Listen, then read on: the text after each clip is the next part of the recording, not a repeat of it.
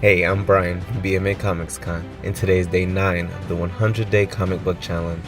And we're going to take a look at Flash number 65, The Price of Loyalty, which is part 4 of the 4-part Batman and Flash crossover. Previously in the Batman and Flash crossover, Price of, Batman and Flash team up to stop Gotham Girl, who has attacked Central City. The reason for her attack is because someone has given her venom and promises to revive her brother with it.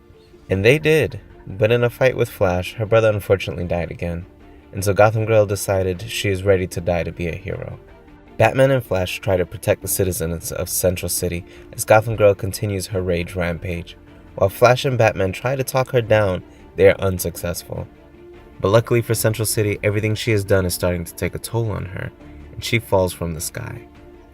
Flash and Batman tried to take her to the Batcave for treatment, but they are confronted by Iris, and Iris lets them have it.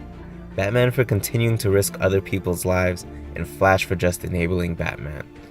After a slap from Iris, they take Gotham Girl to the Batcave, where they can administer the help she needs. This isn't enough for Barry. Barry's still upset, and it seems like where they went wrong was choosing to be superheroes. That puts their loved ones on the line. Flash continues to suggest another dead Robin, which provokes Batman to cross the line and mention at least he never forgot his mentee, which pushed Flash to the breaking point. He speeds past the Batcave's defense system straight to Batman, holding back 100 super speed punches, but then leaves. And when Flash gets home, there's no one there. Iris left him a note stating that she has come to terms with the fact that as long as Flash is a superhero, he's likely to die. And so she left to figure some other things out, leaving Flash alone. How will Flash cope with being alone? Will it be someone other than Bane behind Gotham Girl's attacks? What will become of Gotham Girl? These are the questions I have for the next issue. Make sure to subscribe to follow my reviews on Flash. This story had me worried last issue, but it came around for the landing and did a good job. At first, the cover had me a little worried. I was afraid that they were going to go ahead and kill off Gotham Girl.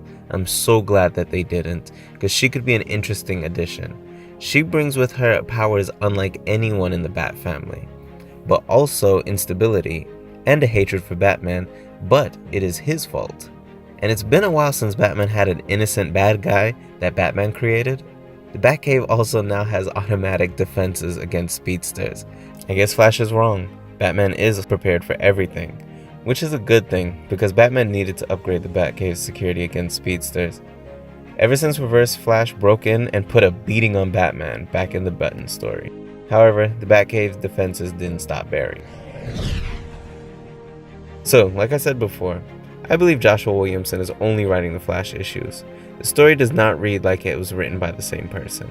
And this issue again gives us the optimistic, hopeful, and friendly Barry Allen at the beginning, and then once again when someone or something reminds him of his loss is when he switches personality. There really is a tone difference between the Batman and Flash issues, and I prefer the Flash issues. Once again, I'm gonna say I like the artist that works on the Flash issues better than the artist on the Batman issues of this crossover. Typically, I prefer the Batman variants to the Flash variants. For some reason, this Flash variant is better than the Batman variant last week. However, for me, the main cover is better than the variant, and has been all crossover. When Batman and Flash push each other's buttons by bringing each other's failures as a mentor, I was sure this was going to lead to a fight. I could feel the tension from off of the pages. The stare down, as Batman didn't even flinch at the idea of Flash charging at him and throwing a punch, or 100 punches. This comic had a big improvement from the last. To me, this comic deserves 9 out of 10. It did a great job of wrapping this story up without doing the obvious such as killing Gotham Girl, and has a connection with the reader. I definitely felt something after reading this. There you have it, my review on Flash number 65. Please let me know your thoughts on this comic and video in the comments below. If you like reviews of your favorite comic books, make sure to hit the subscribe button. Thanks for watching. Until next time, Brian out.